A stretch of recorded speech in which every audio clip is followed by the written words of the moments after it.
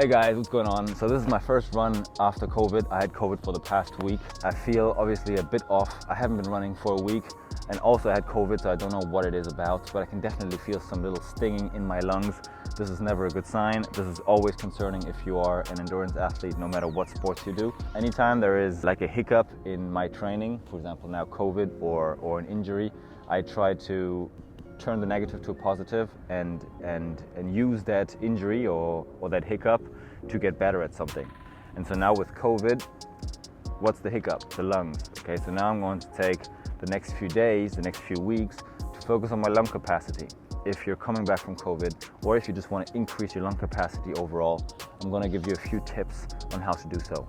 All right, so let's finish this run and then I'm going to give you some tips.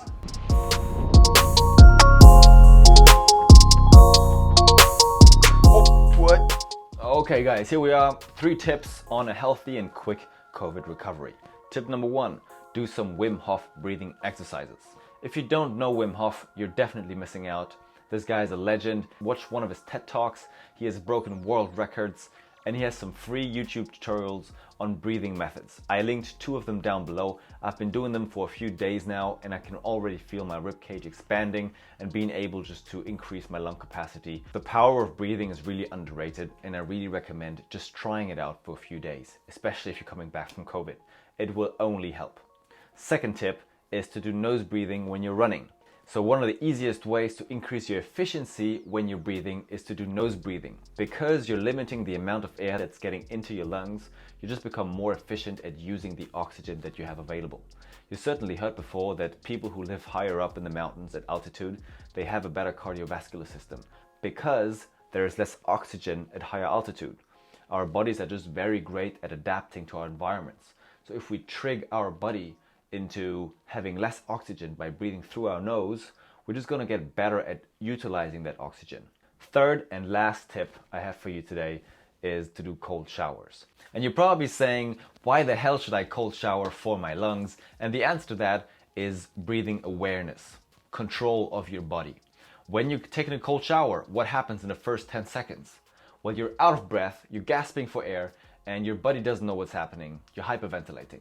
And in those circumstances, trying to calm down your breathing and to bring it back to just normal breathing patterns is very powerful. It doesn't only serve your lungs, it will also serve you in other stressful circumstances. If you're public speaking and you're scared, this will also help you just to calm down your breathing and get into a relaxed state where you can be confident. And you don't have to take the whole shower cold. You can just take 20 seconds of cold water, and as soon as you have your normal breathing patterns reinstalled, you can turn it on warm and enjoy your shower. If you want to change anything in your training, in your lung capacity, the first step is always awareness. Okay? If you're not aware of what you're doing right now, you can't change it. And being aware of your breathing patterns is super important. Okay, that was it. If that helped you, please hit the like. If you have any questions, comment down below. Tell me if that helped and how you are recovering from COVID. Thanks for watching, and I will see you in the next video. Peace.